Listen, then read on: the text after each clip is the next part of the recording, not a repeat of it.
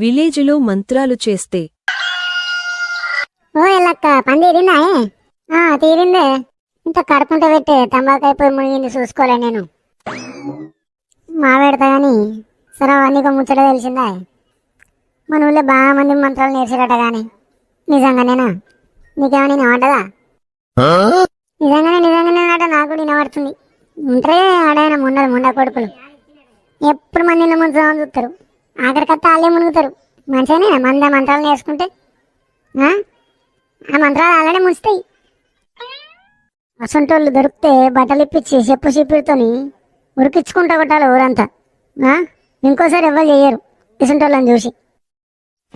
సరే పత్తిలో మనీ నిలిచిన మరి లేకైతే కైకిలో వచ్చిరు వచ్చాడికి చేను కాడికి పోవాలి. After some time, రేనా వెళ్ళి మడవడ కొట్టాలి మన ముగ్గురం కలిసి.